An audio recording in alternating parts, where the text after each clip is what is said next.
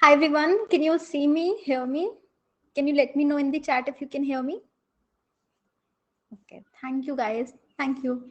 I thought I would just start like 2 minutes in advance just to do a check-in. I asked you all a question. Just let me know in the chat how are you all feeling?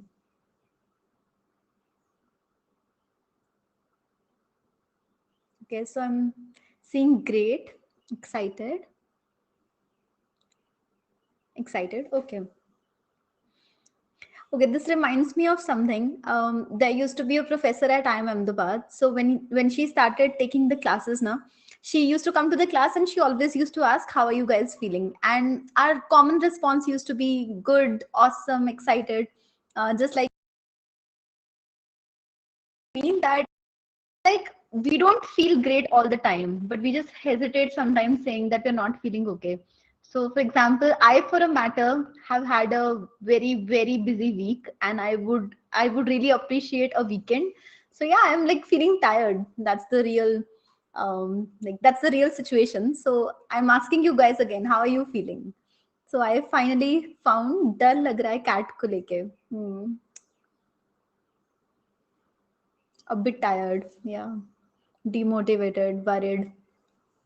Can understand. Hey, hi, tensed.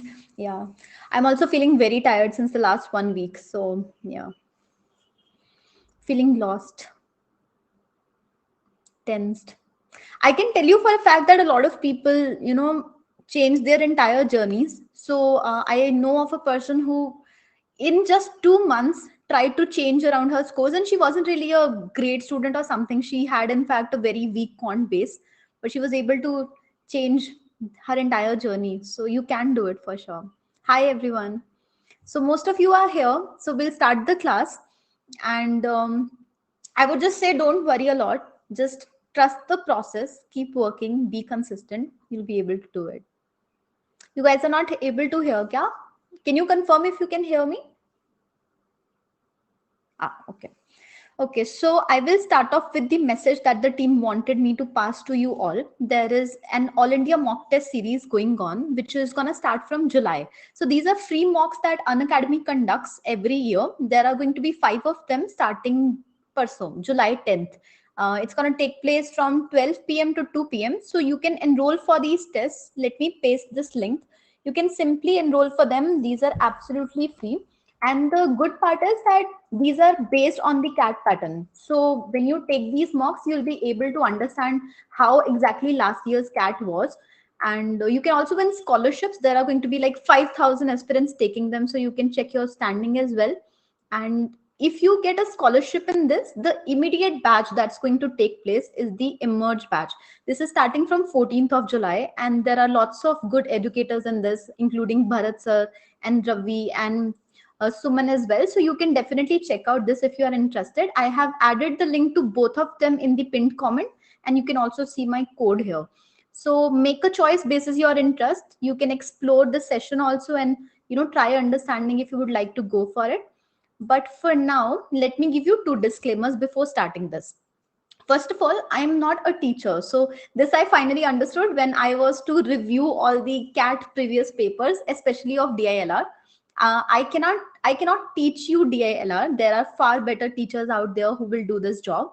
But what I'm going to do in this session is I'll be sharing some strategies that I believe would help you understand what goes in an aspirant's mind. Let's say a 99 percentiler who is attempting this paper, when he or she sees the DILR section, what should ideally go in their mind. So I will mainly be focusing on the attempt strategies. Then I will also talk about some tricks that I found when I reviewed all those 5-year past year papers. I found some tricks that were very common, and I also used them during my preparation, so would surely help you. And the second thing is, last time we did a VRC session, and I promised that in the end I'll take a Q&A, but there wasn't enough time. So in case there are any questions that are left, just put them in the comments. So there are new videos that come on my YouTube channel on Tuesday, Thursday and Saturday. Simply post them there and I'll try replying to all of them in case there is not enough time left for the Q&A session, right? So hi, good evening everyone. We are going to start off with this. So first of all, I'm going to show you the DILR set analysis. So while I was going through the different sets that came in the DILR section, this is the first thing I noticed. Although I reviewed the papers from 2017 onward, here I have only put up the latest 3 slots from 2020 and 2021. And the simple reason is because the pattern changed after 2020. So I thought it will make more sense to show you this first. So can anybody guess what does these colors represent? Like you are preparing for CAT, this should be a cakewalk, but what do these colors represent according to you? Yes. So this is basically the difficulty level. Here, if you see the green colored ones, these are basically the questions or the sets that were of easier level. Yellow represents medium, and the orange ones are medium to difficult, and the red ones were very, very difficult, right? Out of these, you would see some of the circles have a boundary in black. Those are the DI sets. So the point I want to make here is no matter which slot you pick up, out of whichever year you pick up, what you would notice is there was always at least one either medium to difficult, that is orange colored, or a red set. There was always, you can check any of them, and this goes back till 2017. There were always sets that were of a higher difficulty level, either medium or difficult, like medium to difficult or difficult. So when I analyze this, one thing was pretty evident. No matter how good you are at DILR, this section across since many years has been asking you sets that you're actually supposed to skip. So whenever someone is preparing for this section, you should keep this in mind. You cannot focus on attempt rate in this particular section. In the last session, when we did a VARC session, I told you that attempt rate matters a lot there. But in this case, instead, I feel accuracy matters a lot, because there are always at least 1 or 2 sets that you're actually supposed to skip. Is this much part clear to everyone? Like, did you get this point that there will always be some sets that you're actually supposed to skip in this exam?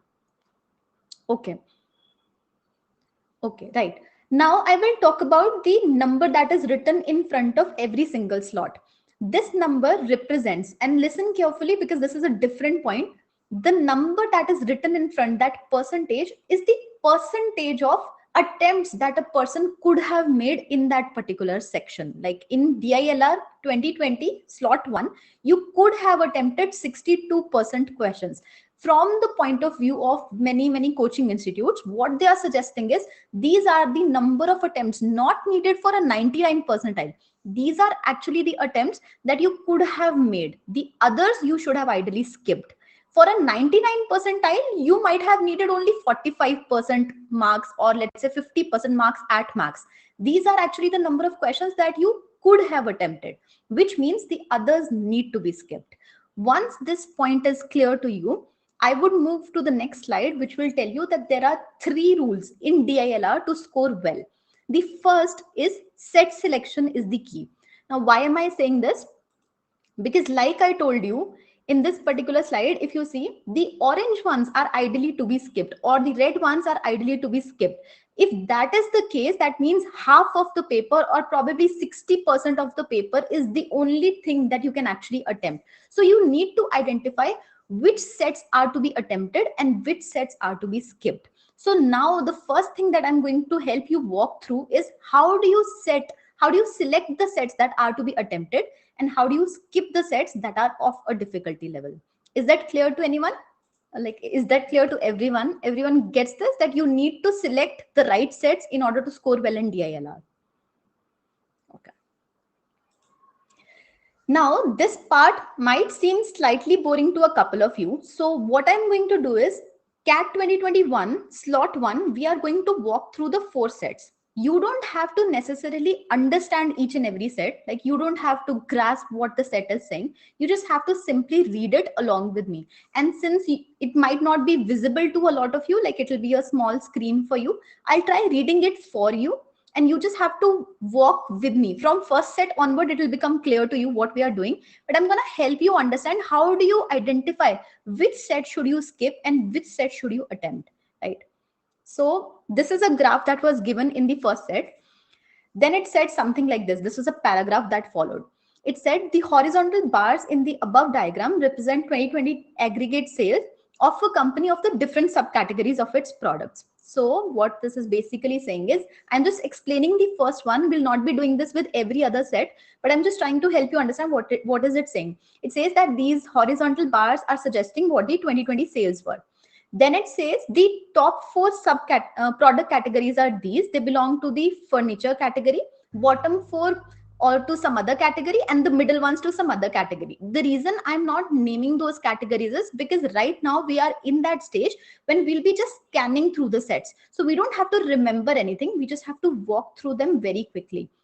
And then it says that there is a vertical line that indicates the corresponding subcategory sales in 2019. So here, this vertical line is suggesting what the 2019 sales was. This was the entire paragraph. Uske baad there came 4 questions or 5 questions. How many number of questions were there? So in this particular set, there was a graph, then there was this much paragraph. So the first thing that would come to my mind when I would read this is, first of all, this is a data interpretation set. That is the first thing I would deduce. Second thing I would deduce is, this is an understandable set. For me, I'm able to understand what this set is basically saying. Like, I don't have to get into the details of how to solve it, but I at least understood what is the statement of this set. Second thing, this is a short set. So there are not a lot of constraints. So LR mein aisa hota na, you see there are 9 points, 10 points that follow a statement. Here, there is nothing like that. There is a graph, there is a small paragraph. So these are the 3 things that I can understand and I can note down very quickly, immediately when I read this particular set. Now we are going to move to set number 2 and we are going to repeat this process, and you are going to help me understand what do you think, which section it belongs to, whether it is DI or LR, whether it's understandable or not, and whether this is lengthy or a short one, right? Got it? So read this statement. I would request all of you to read this and identify these. Okay. So a lot of you are already writing LR, which is great that you've identified this is an LR set. Now I'm going to, if you've read this part, I'll move to the next one. Okay, Gaurav is saying it's not understandable. Should I move to the next part? Okay. Then there was this table given. After whatever you've read, this table was given. After this, there were these 5 constraints. So if you just go through this, can you let me know if this set is understandable for you? Are you able to understand what it's saying? Okay. Okay, so a lot of you are saying that it is understandable. What do you think is the length of this set? Is this short, medium, lengthy?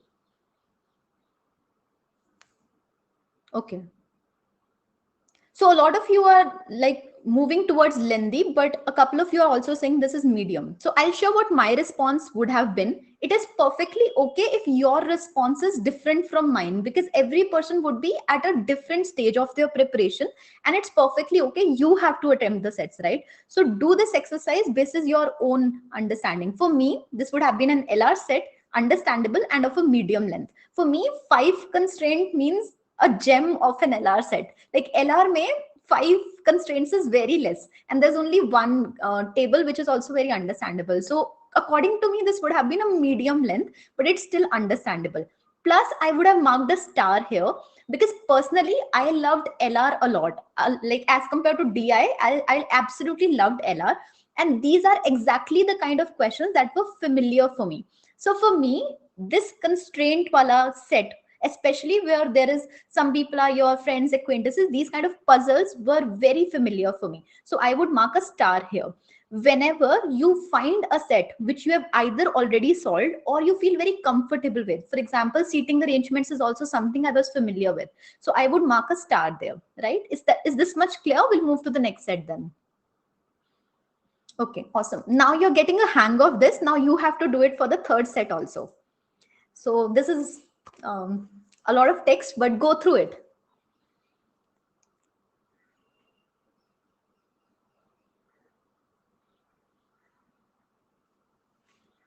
Okay. Yeah, LR mostly. LR. Naman will take all the questions towards the end. Okay, awesome. You're already saying that it's lengthy, but after this, there were 9 more constraints after this paragraph. So yeah, This is LR, and this is definitely lengthy. But was it understandable? Like, did you guys at least get the statement of the first part? Okay. Okay. So I would have been on the same side. I would have said this is an LR set, understandable and lengthy. And since you have already done this exercise, I'll just brush past the fourth one. The fourth one had this statement. You don't have to go through it. I'll simply walk you through it. It had the statement, then it had this table, then it had some more information, and then it just said that this is the revenue that they earn, and then there were questions. So for me, okay, so there were four constraints also. So for me, this was a DI set.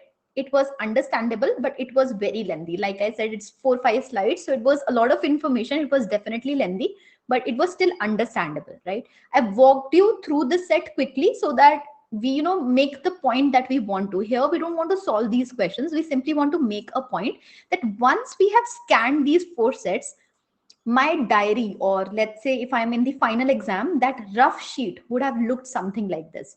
So I would have written first set DI, understandable and short, something like this, right? Now a lot of people also like to use stars here, wherein they're like, if it's an LR set, they would put a star because LR they're comfortable with it. Then if it's understandable, another star, and they will try to pick up a set which has most number of stars. You can do whatever you liked. I'll tell you why I started doing this as compared to marking stars all over, because I preferred LR sets over DI. So if I ever had to make a choice, like a tiebreaker between 2 sets, I always preferred an LR set first, which is why I did this. So this is how it would have looked like. Now, this is my order of attempt. Everyone got this, what we are doing here? Like, is it understandable? Okay. So here, because the second set was a medium length set, but it was an LR set and it was also understandable, it would have been my first preference. All the more because it was a familiar set for me. This is a type that I absolutely loved. So this would have been my first choice. Then I would have attempted the first set, which was a short one, and it was a DI one. It is okay if it's a DI set because I don't have a problem with DI, but I would prefer LR over it. Then I would have made a choice between third and fourth. Now in third and fourth, every single variable is the same. The only difference is that the third one is an LR set, which is why I would have picked it up next. But if I was to show you what was the actual difficulty level of these sets, you would see that I would have made the right choice with the first set and the second set. I would have been attempting an easy set and then a medium set. But the trap would have been when I would have happened to pick the third set, because it was actually of a medium to difficult level as compared to of a medium level, which was the fourth one. So ideally my attempt should have been first, second and fourth and not the third one. Is that clear to everyone?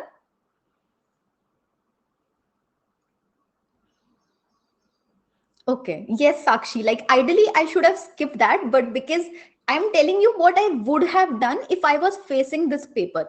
Right now, I know that the third one is the most difficult one. But us samay, because I preferred LR, I would have definitely gone for the third one. But now I'm going to walk you through what would happen next.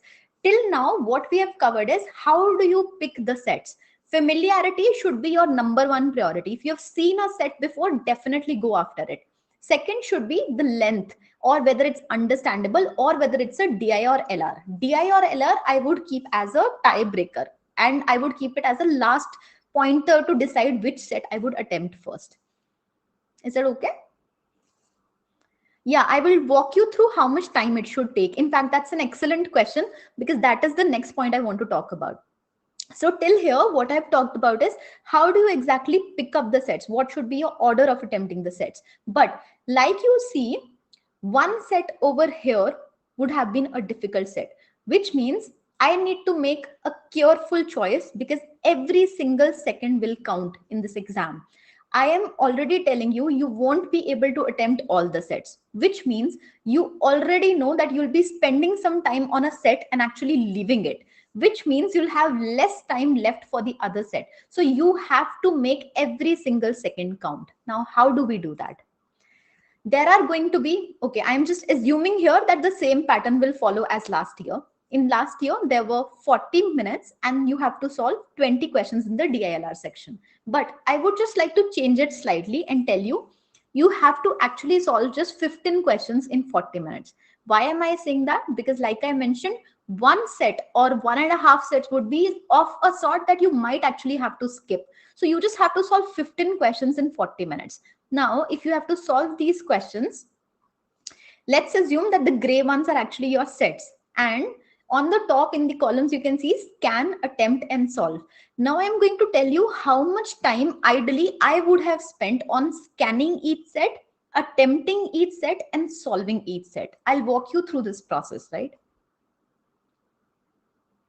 Gaurav is saying 5 cannot happen, either 4 or 6. Yeah, I mean, you can always pick a question which is easier in a difficult set. If you've just read the statement, you can still solve it, but that's perfectly fine. Just assume that ballpark 15 questions is what you'll be targeting. Now, if you have to scan, I would have ideally spent only 30 seconds in scanning a particular question. I know that sounds very weird, but when you attempt your next mock, just practice this. Like I was walking you through each set. Here, I spent a lot of time because I was trying to explain to you what that set meant. When you go through a set, all you have to note down is number 1, is it DILR? Number 2, is it understandable? Number 3, what is the what is the length of this particular set? You have to do this entire thing in 30 seconds. Now imagine how quick you'll actually have to be. I'll also share a reason why this is very important, why the scanning exercise is important. You will be attempting the VARC section first. You'll be exhausted after 40 minutes, let's say. You will directly be moved to another section altogether. Your attention span, or let's say your ability to concentrate, would not be at its peak at the moment. So if you know that by default in the first 2 minutes, all you have to do is to scan through the questions, you will get into the gear. Otherwise, it will take you a lot of time to come back on track, right? So the first thing you have to do is to scan through these 4 sets, 30 seconds per set, and you have to walk past them. This will take you 2 minutes. The next thing you have to do, you have to spend 3 minutes trying to attempt that particular set. Now, if you note here, I put 3 minutes in front of each and every set. Why did I do that when you're actually supposed to skip a set? This is because in this situation, when I would have attempted the first 2 sets and I would have landed on the dreadly set, I would still be trying it out, right? In order to understand this is a difficult set, I would still be spending some time on it. That time, that limit for me, I would have set as 3 minutes. So 3 minutes is the maximum I would put on a set. I would not let my ego come in the way. If I'm not able to solve, I'll just skip it. I'll move to the next one. It's okay if the next one also you're not able to solve, but there is no point spending more than 3 minutes on a set if you're not able to solve it. Is that clear to everyone? Everyone is getting this? Okay. Basically, what I'm saying is there should be whatever that number is, whatever you feel comfortable with. If it's 2 minutes, 3 minutes, 5 minutes, that's totally up to you. What I'm saying is you need to have that number in mind. You need to have an internal clock that tells you, okay, 2 minutes are up or 3 minutes are up, I need to move past. When you move past, then will come the stage of solving the questions. Now here you would have already pointed out that this is a set I'm not able to solve. I'll mark it, I'll move to the next. So here I would say try solving that set under 8 minutes. So you have 3 minutes to attempt a set and you have 8 minutes to actually solve that set. In total, that gives you about 11 minutes to solve a particular set. Is that clear to everyone? This entire exercise will take 38 minutes in total. You can also use additional 2 minutes, give more time to scanning the questions. This is entirely up to you how you want to do it. I'm just giving you an idea of how I would have done it, right? Yeah, so Vivek is asking, what if both the sets you are not able to solve? See, that's the whole point. It might so happen, but even then you have to practice this to attempt the set in 3 minutes and leave it and move it to the next one. Zyada se zyada kya ho jayega? You won't be able to attempt even a single set in the CAT exam, right? Like in your mocks, but it will help you understand that there's this biological clock, there's this internal clock that's running so that you don't end up wasting your time on a difficult one. अगर ऐसा हो जाता है, then look at the analysis of that mock and try understanding why you were not able to attempt an easier one. But it's always better than spending your time on a difficult one and losing out on the opportunity to score marks, right? Okay.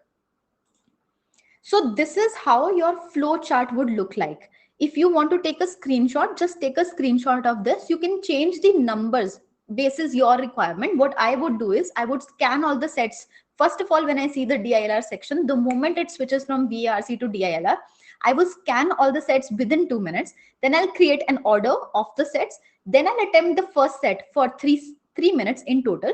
If I'm not getting anywhere, I'll skip it after 3 minutes. If I'm able to solve it, like if I feel like it's solvable, I'll have 8 minutes to solve that question, right?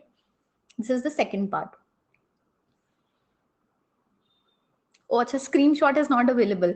Then you guys can take a note. I'll just wait here for 1 minute. You can take a note. If you've already taken a note, just make sure that you change these numbers basis your own internal requirement, basis how comfortable you feel with the section. Okay. Should I move to the next slide? Now we are done with both the parts. Now we know every single second matters. We also know that we have to pick the right sets. Okay. Rohit, jaldi kar lo. Okay. All right.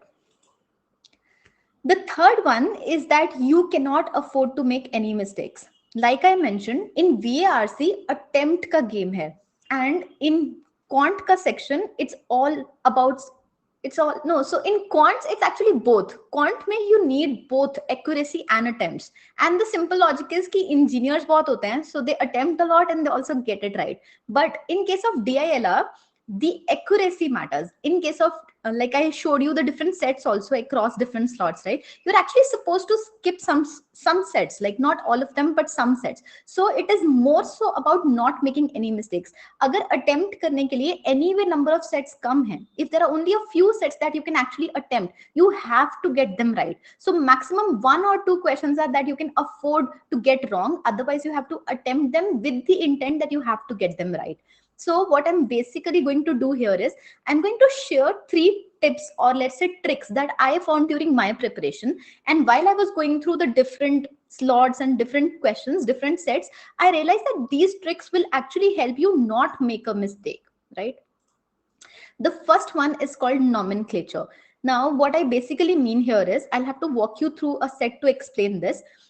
I already showed this to you. You would have already read it. Just read the first line very quickly once again, right? Just read the first line. If I have to take these names, I'll be like Amudha, Bharatan, Chandra, Dinesh, Izil, Fanny, Gotham are 7 people in a town. Like when I'm reading this set, this is how I would have read it if I was not a very serious aspirant. But exactly, like a lot of you are also saying, right, that you have to use the initials.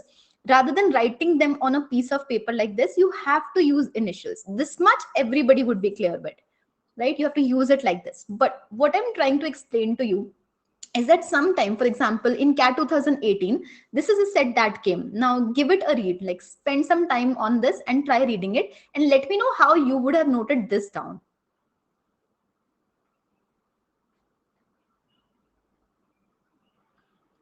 Okay, so Rohan is saying first 2 initials, but Rohan, then Bandita and Barun would have been same.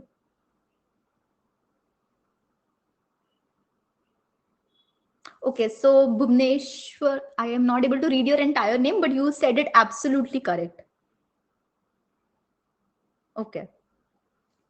You can't use ABCD because then entirely similar ho jayega dono mein. Okay, you can use first and last. A lot of you are suggesting many methods. Some of you are saying A1, A2, A3. I personally feel usse zyada acha hai that you use some parts of that name, because A1, A2, then you'll have to backtrack ki A1 kya tha and then what was A2. That will be like slightly difficult. But the way I would have done it, and you can have a completely different method, totally up to you. The way I would have done it, generally I use the first 2 letters only, first 2 alphabets only. But the reason why I am using a mix of them and not even, let's say, the first 3, because in some cases it might like create some amount of confusion. I have just used a mix of alphabets that make me understand what that name is. You can use it entirely up to you, like entirely up to you how you want to write it. It has to be your nomenclature. Another thing that I used to do was I always denoted the females by a circle and the males by a square. Now, this is a practice that I followed even while solving the questions, like while practicing. And a lot of you would actually be doing it already. Like if I ask you, how do you make diagrams, or how do you denote these names, or how do you denote females and males and, friends and enemies? Do you have some symbols for them? You would already be having these. What I want you to do is to keep them consistent. This will help you from not making a mistake. Sometimes what happens is we use this nomenclature, but we keep varying it while practicing. And then जब mock का pressure होता है या final exam होता है, we end up using an altogether new nomenclature. This is what I observed when I was taking mocks, that I would follow very different nomenclature while practicing. But when I was taking mocks, itna pressure hota tha. I started writing the full name sometimes.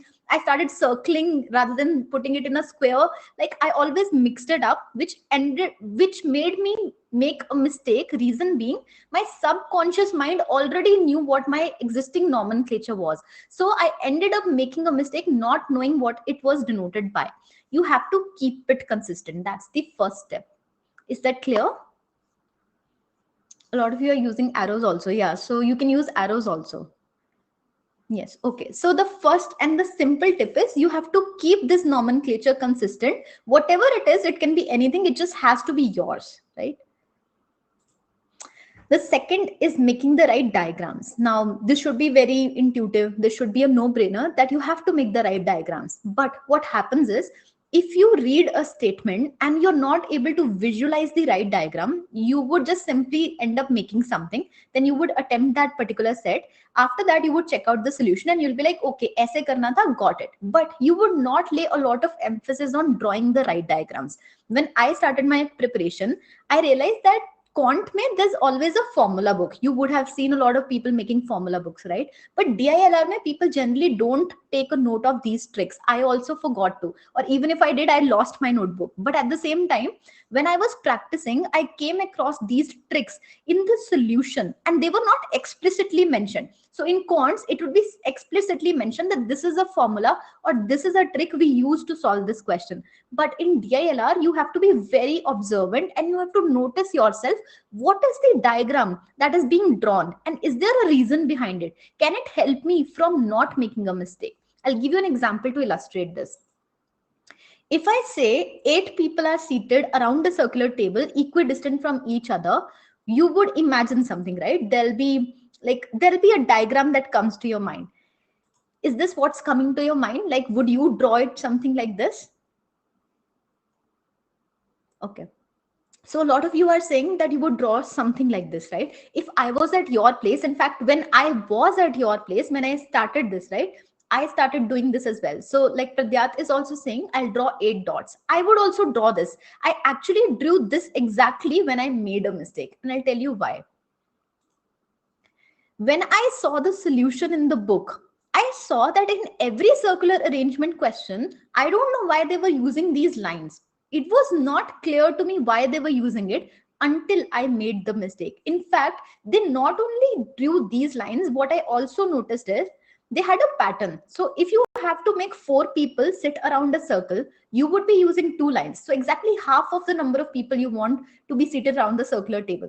For 6, they use 3 lines. For 8, they use 4 lines. They always do these lines. I never understood why until I made a mistake. So when you want A to sit exactly opposite to B, let's say that's a constraint given to you in this question, that A sits exactly opposite to B. If you have to make A sit opposite to B using this lines method, you can easily do that. You can make them sit anywhere across, right? But if you were drawing the dots, you would not have been sure if they're equidistant from each other. When I was drawing this diagram, once I made this terrible mistake of not putting the dots equidistant from each other, and I ended up letting A sit not opposite to B, but what seemed opposite to me, right? And that's when I made this mistake. So the second thing I want you to remember is that diagrams are crucial. They are very important. And when you look at the solution, don't just check the solution to see how it was to be solved. See if the person who is making the diagram, whether that diagram was exactly similar to your diagram or was there a difference. Because if there is a difference, that will help you understand what the right technique is, what the right trick is, right? This is not written anywhere. So it might be possible that your teachers are teaching this to you right now. This is something that I learned when I saw the solution in that book. I wasn't able to figure out why I made that mistake, and when I saw that solution, I realized, oh, I should have used these lines, right? Yes, so Himanshu said exactly this. So even for sitting inside a circle and outside a circle, like whether you're facing the center of the circle or not facing, this is the diagram that they used to draw. So take a note of these small things, take a note of these diagrams. That will help you understand where you make these mistakes. Okay. So your job from now on should be, you have to visualize the right diagrams whenever you read a statement. And for this, we are going to do an exercise.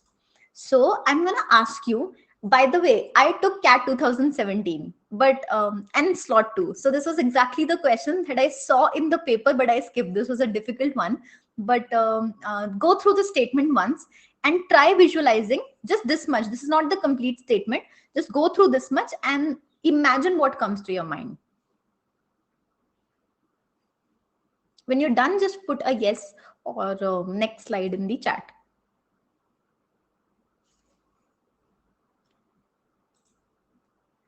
Shruti is asking, where can we connect with you other than YouTube? Only YouTube, Shruti. Okay, done. Yes, it is an absolutely terrible set. I hated this when I was solving it. Okay, so you guys are at least like you're able to imagine something, right? And especially if those of you who have traveled by flight, you would know this is exactly like how it appears in the flight, right? So something like this should be there in your mind or on a piece of paper. Like, of course, you will not be drawing these seats exactly, but something of this sort, like something similar to this should have come to your mind. Is this much clear? Now we are moving on to the last trick. Okay. Let's talk about the last trick, which is my absolute favorite. It's called constraints. And now I'm going to share a line, which is actually a Roman verse. How many of you have heard of this? And if you have heard of this, how many of you actually saw this in a web series? And if you have, which one is it? All things work together for good. Has any one of you heard of this? Or you're not watching web series? Oh, thank God someone has watched this. Okay, so Sonia guessed it right. It comes in Manifest. I watched it, actually binge watched it. If you get some time, do watch it. It's an excellent web series.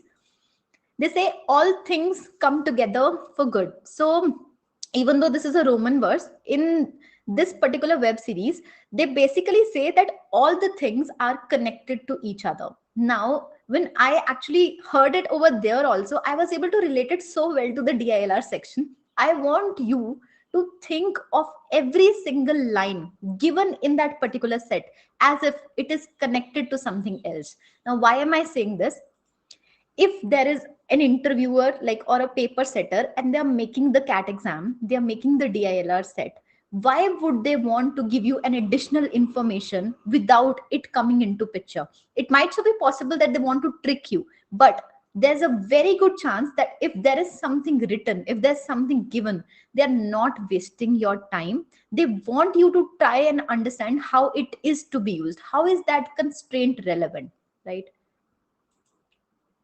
It can be for confusion, but it's not necessarily for confusion all the time. In fact, most of the things that you'll be seeing, you would be skipping over thinking they're not important, but they actually are. I'll in fact give you this example. You just went through the set wherein a couple of people were seated in a flight, right? The next line, the immediately next line was, seats marked by consecutive letters are called consecutive seats. Now, those of you who have traveled by flight, right, you would know that if A is consecutive to B, like it's a consecutive letter, A and B are like they sit together, right? They're consecutive seats. Why would a paper setter want to give you this unnecessary piece of information? It makes no sense why they would want to waste your time by telling you this. The reason they are doing this is because if this is the setting, if this is the picture that you drew, in this case, C and D are actually consecutive seats by this logic.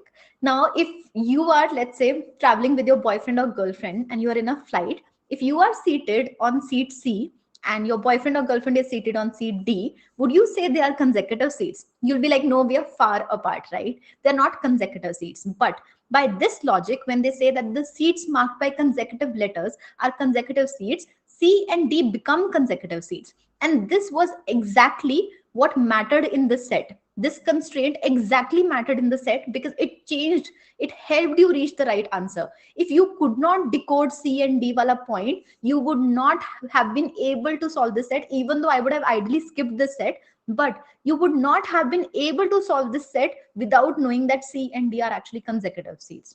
Is this much clear? Did you get this? So if there is a piece of information that is being given to you in the paper, there is a high chance, there is a very, very good likelihood that it will make or break that set. So whenever you are reading a DILR set, if you come across a line which makes you feel like, oh, just skip over, this is irrelevant information, it might actually be the line that you have to focus a lot on and not skip over it, right? So I'm going to give you the final example of proving the same point. If I ask you that there are 5 seats in total and you want to make B sit exactly between A and C, how would you do that? Just think of the diagram or even write it on a piece of paper if you have one. How would you make B sit exactly between A and C if you have 5 seats? Okay, Gaurav has actually typed them also.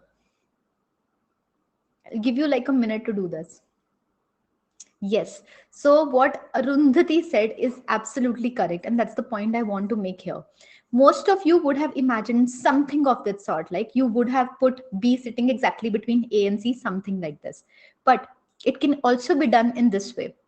And someone says B is sitting exactly between A and C, what they're basically saying is that the distance between A and B and C is the same. That can also be done here. Why are they saying exactly between? They're stressing on it for a reason. You have to pick on these constraints. You have to be very mindful while reading them because these are exactly the things that the paper setup will use. उस पे थोड़ा तरस खाओ, वो जो भी paper set कर रहा है, they also have limited ways to confuse you, right? So read every constraint very, very carefully. They're going to help you decode this further. This is just the last point, that if it's been given to you, if it's been mentioned, there is a good reason why. Try identifying that why. So I think we've finished 20 minutes early. And if there is any question that you would like to ask, this time we can take a lot of questions.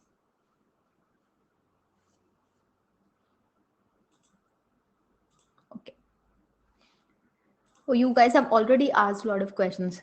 So Gyan has asked, which one is more easy, DI or LR? It is absolutely your take. For some people DI, for some people LR. Absolutely as per you. There is no pattern as such that I could find wherein LR sets came as more difficult or DI ones came as more difficult. It can definitely be dependent on the paper. Pick basis your choice and keep DI and LR as a tiebreaker for you. Right?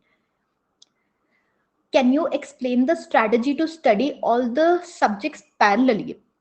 I think what I've said on the YouTube channel as well is that basically in a particular day, if you pick up two sections, and one of them being your weaker section, you can do it parallelly. So for me, quants was my weakest. So I studied quants every day. And then one day I clubbed it with DI and the other day I clubbed it with verbal ability. So clearly, like you can pick up all three as well. You can pick up one as well. This is the strategy that worked the best for me. What is the most efficient way of reading charts and tables in DI? The most efficient way, like I don't know what should be the most efficient way. I simply started practicing these questions more and more, and with more and more practice, I just became comfortable with them. Um, I think so. In case of charts and tables, what I've noticed is most of the information is actually explained to you. So even in the first set you saw, right, I had mentioned that there's a table and it automatically explained to you. So I don't know what you mean by reading those bar graphs or those charts. They're actually explained in the paragraph that follows them itself. So yeah. What is the importance of Trigno and clocks in QA? In QA, Trigno is not asked, even clocks, nothing of that sort. Like I would have skipped these two chapters entirely. Trigno is given in some books, but I don't think it's a part of CAT syllabus. Don't know if it changed after 2017, but it's not. how many questions we should solve in each section, VRC, DILR, and cons.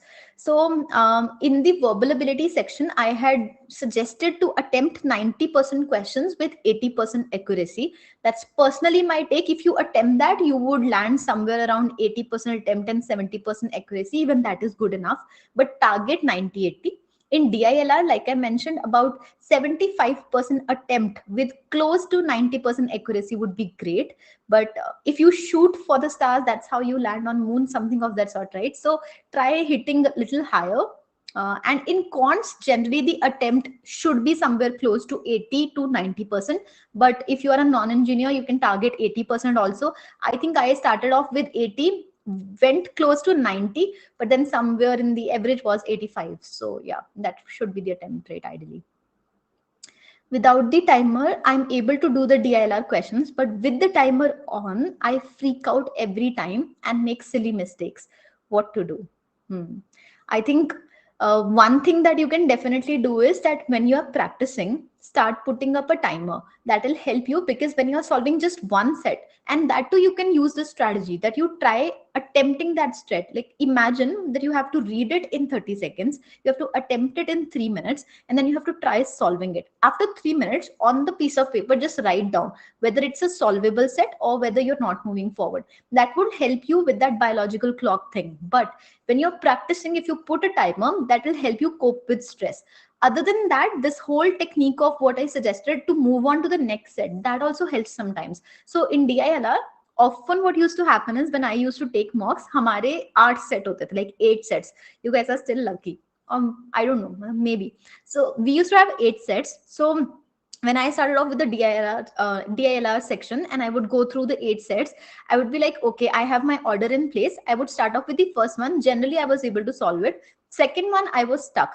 Third, stuck. Fourth, stuck. I used to feel what is happening. Like the first time I practiced it, it was really scary. But the more I started doing this, I realized that this technique at least helped me land at more than 50% attempt every single time. I don't know how it happened, but towards the end, everything came together for the good. I don't know how it happened, but it was just that when you skip a set knowing, after spending 3 minutes on it, you know the in and out of the set. So then when you have to make a choice of which set to pick to solve it, to try, you know exactly which ones not to. And that is actually what you're supposed to do in DILR. You're not supposed to know which sets to pick and to solve. You're actually supposed to know which is the hardest set and which one you shouldn't be attempting at all. So try this technique out. It should ideally help you. Will you be taking regular classes here so that we can have a regular mentor? Shan, I don't know. Like I said, I already had such a hectic week. I'm not sure if this is going to be a regular thing. Moreover, I don't know if I can actually, like, if I have more stuff to share, because like I said, I'm not a teacher, but I can probably take sessions to help you with strategies if that's something you're comfortable with.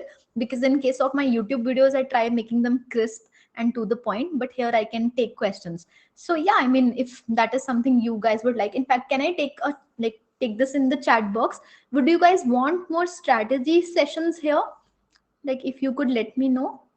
QA ki masterclass. I don't know if I can help you with QA. Okay, thanks guys. I don't know if I can help you with QA, but there's a video coming tomorrow on the channel for those of you who are weak in QA like I was. So I can help you with a couple of things, probably not a masterclass for sure. Okay. Let me check more doubts. I think the doubts keep moving up and down because you upvote for them. So if you like any of these doubts, you can just upvote them so that I take them first. Okay. Okay, slowly upvote them so that I can also read them at the same time. Last question. Okay, Ishan has asked, last question, what would be the pattern like? There would be, okay, I'm not able to read it because you guys are now upvoting. Okay, where would B sit like? You told A, B, C. This can be so. What would be the correct answer? So that will entirely depend on the question. Here I just took an example to illustrate it.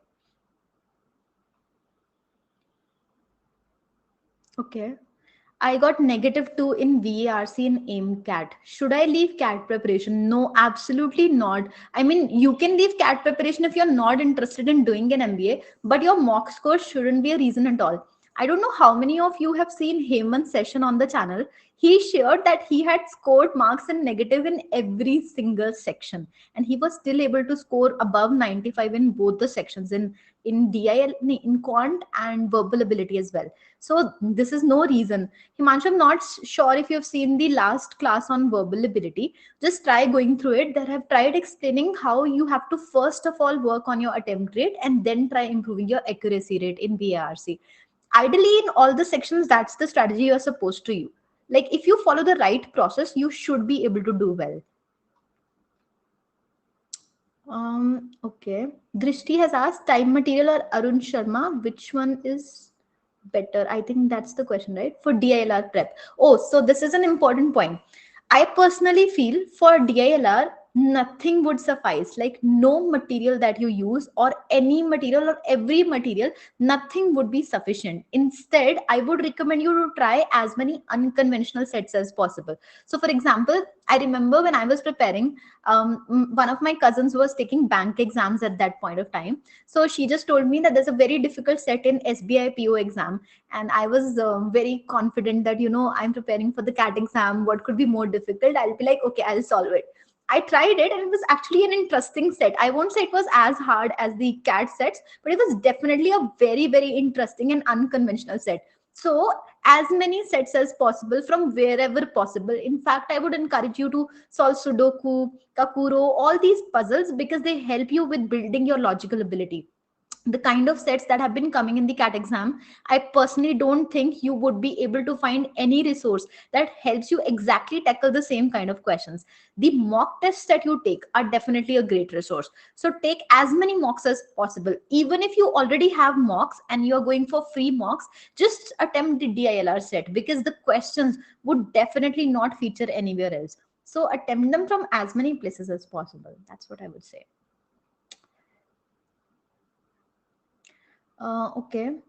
I'm consistent. Adi is saying I'm consistent in VARC. Sometimes I solve an RC so easily.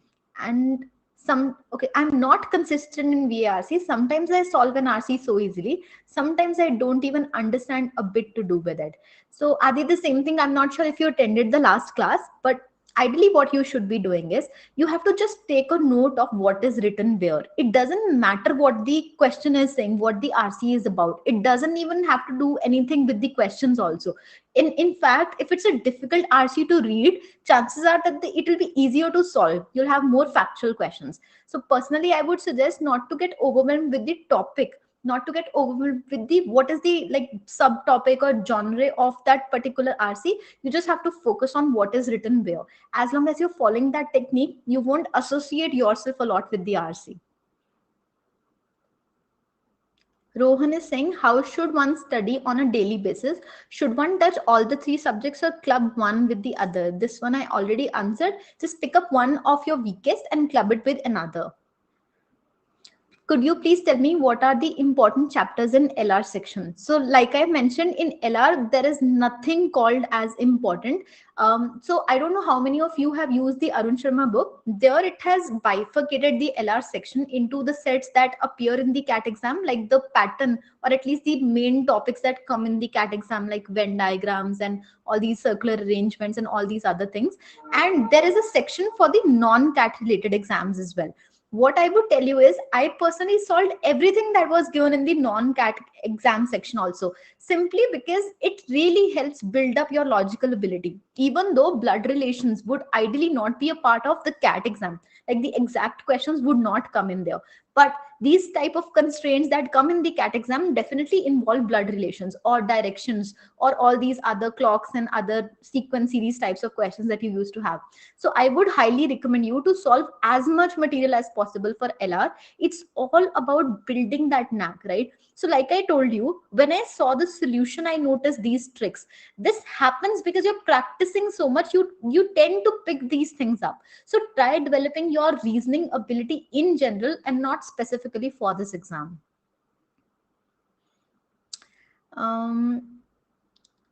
Okay, with CAT preparation, can I give SBI clerk exam? That's absolutely up to you, like totally your choice. Okay, do we have more questions? On which topic should we solve an RC right now? Solve it on anything, like do a mix of these things. Can you define a particular time one should complete the syllabus for giving mocks? So, Shubham, ideally, what you should be doing is you should be taking a couple of mocks since the beginning of your preparation. If you have just started CAT preparation right now, even then you should be taking mocks every single time. There might be a lot of questions that you won't be able to attempt. For now, you should know what is the pattern of the exam. How should you attempt? At least you know the attempt strategy, right? So in DILR, even though you may not actually be able to solve the questions, but you will always be able to understand what should be the order of questions. And when you note it down on a piece of paper, you can then compare it with the solution and see whether that set was actually easy, medium, or difficult. So did you make the right order choice? As long as you are attempting the paper with the intent to first of all understand the pattern, and second of all to understand this flow of choosing the right questions, you would be sorted. So even in the con section where you're actually supposed to cover the entire syllabus and only then you'll be able to improve your attempt rate, you should be practicing the rounds technique already. I'm not sure how many of you have heard of rounds technique. If you haven't, do watch tomorrow's video. But rounds technique basically means you have to go through the quant section or the questions that come in there in multiple rounds. In the first round, you have to scan the easier questions, the shorter questions, the familiar questions. In round two, you have to take up the medium ones, and finally the ones that you were not able to solve. So when you practice, when you are taking a mock right now, you'll be able to use this attempt strategy again and again. So right now, that should be your concern. Your concern should never be to score well at this stage. I personally feel my score started improving only somewhere after August end. Till then, I was majorly focusing on improving this ability. Like someone else also said, right, that they panic when they see a set. August tak, my intent was understand the pattern, just fine tune my attempt strategy, because whatever I'm sharing is my attempt strategy. It may not work for you. Fine tune it basis your own requirement, and just get used to the fact that this is how I'll be taking the paper. Then you start working on your weaker areas. So ideally, and that's also why you shouldn't feel demotivated at all basis your marks. This is the time to fine tune your attempt strategy. Okay. I don't have any extracurricular activities to show in my profile. Pragati is saying, will it affect my admission? Okay. Even though this is not CAT related, Pragati, what I'll suggest you is that imagine it from this lens, right? When you appear for the CAT exam, your CAT marks will be shared with for the shortlisting process. After that, your interviewers don't even know what is there in, let's say, your CAT. Like they don't have your CAT score sheet unless you tell them yourself. They don't know how much you scored in the CAT exam. After that, the interview stage is all about identifying whether you are a right fit for the batch, which means, is there any value that you bring onto the table? Would you help others learn? And second, whether or not you have the ability to learn from them. These are the only two things that they're actually evaluating. So when they want to evaluate whether you will add any value to the batch or not, how would you prove your worth? In the entire form that you fill for IIM admissions, like I filled so many of them, so I know for a fact not even a single form will actually ask you for these extracurricular activities at, let's say, a school level or a college level. They would only ask for extraordinary qualities like national level or state level achievements, and not a lot of people have that. Let me also be very frank. One day we were sitting at LKP, which is, you might have seen IIM Ahmedabad ka photo, right? That green colored garden, Louis Khan Plaza, right? LKP. We were sitting there, and we as a batch, when the orientation session was going on, we were just discussing among ourselves how many of us filled that extracurricular wala section. And you'll be surprised to know how many of us did not have anything to fill up there. I think in one of those columns, like out of 3 points, I mentioned one in one column, and then there were three separate for co-curricular. There I mentioned three. I also had only one extracurricular achievement that I could put up there. Not everybody has points to put up there, and this is the reality. They only ask you to fill them up so that in case your overall profile is not as good, for example, you don't have very good academic marks, in that case they would see your form and know, okay, you have extracurriculars. They might end up asking you questions on that. Now, if you also don't have good academics and you also don't have extracurricular activities, How would you prove your worth in a particular interview setting? If you can do it in the interview by the way you present yourself, if you can do it by the way you talk to them and you tell them your interest areas. Let's say, for example, I liked advertising. If you like a particular industry and you can talk comfortably about it, if you can impress them on the basis of that particular area, then the job is sorted. But if you don't have something, let's say you have bad academics, you don't have extracurricular achievements, you don't have any interest areas also, how would you prove your worth? How would you say that you can add value to the batch?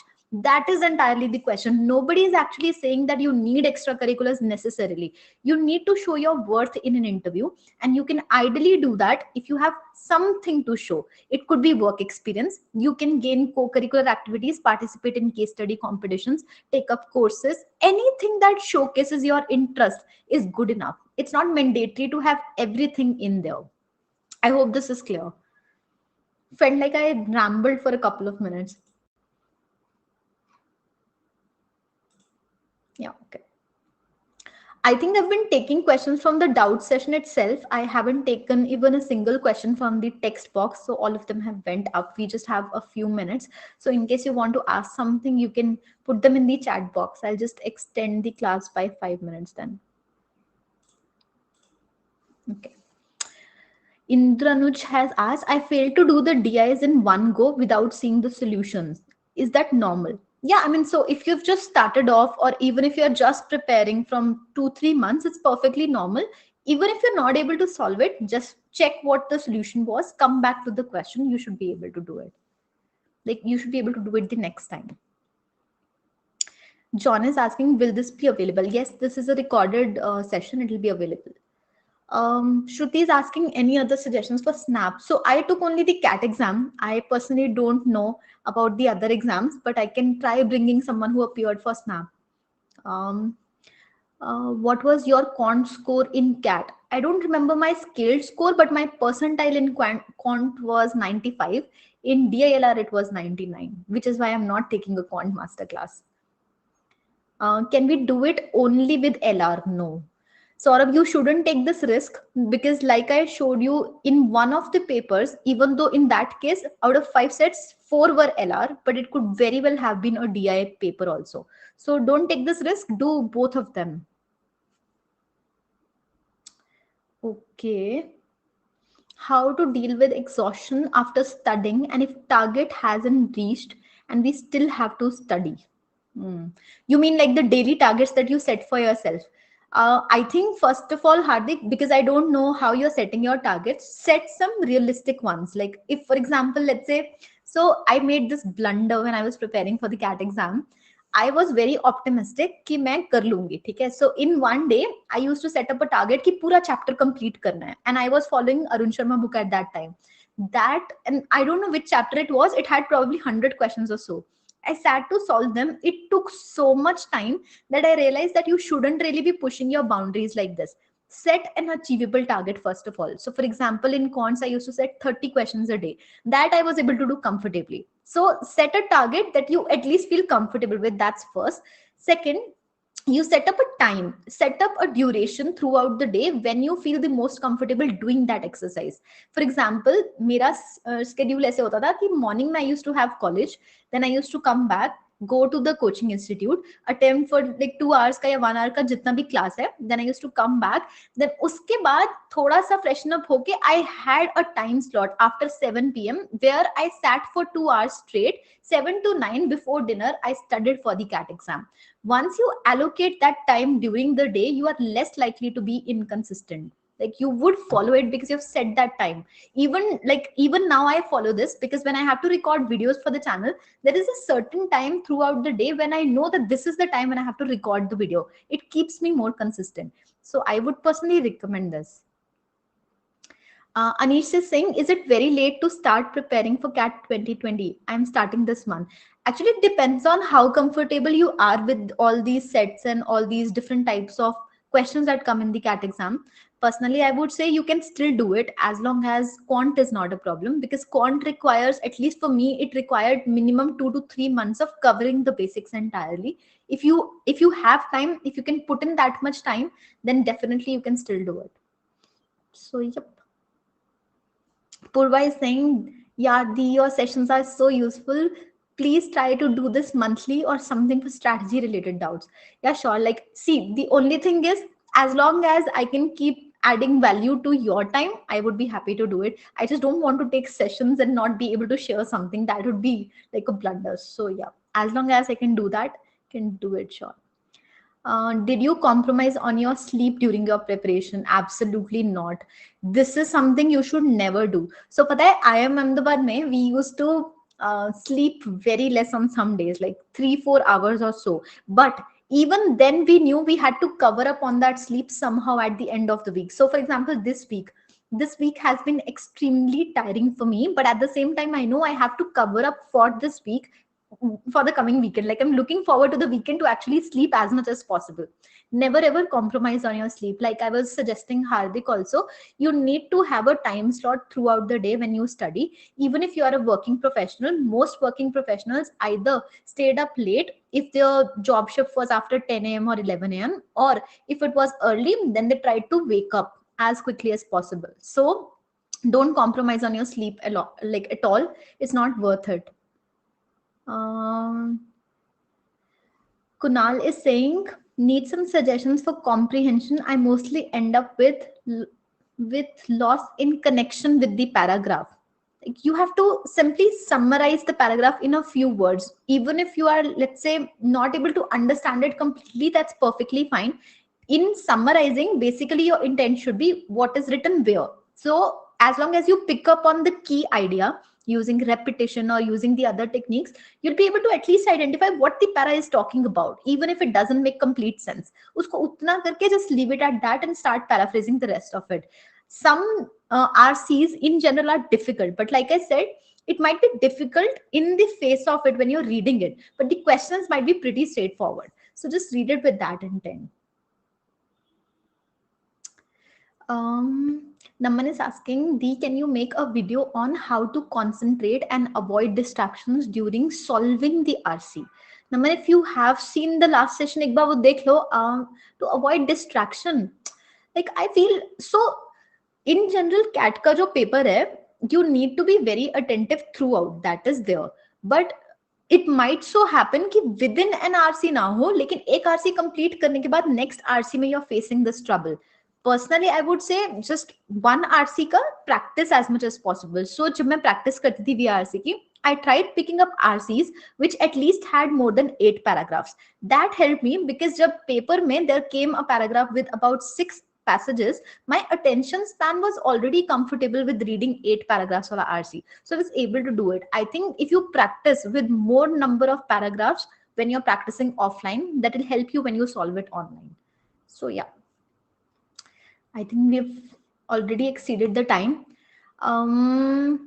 Guys, how about if you have more questions tomorrow when the video comes up at 7, you can put them down there and then I can take them up. I'm also supposed to reply to the previous videos comments, by the way. So yeah, thank you so much guys for watching this. I hope this was helpful. Awesome. Thanks guys.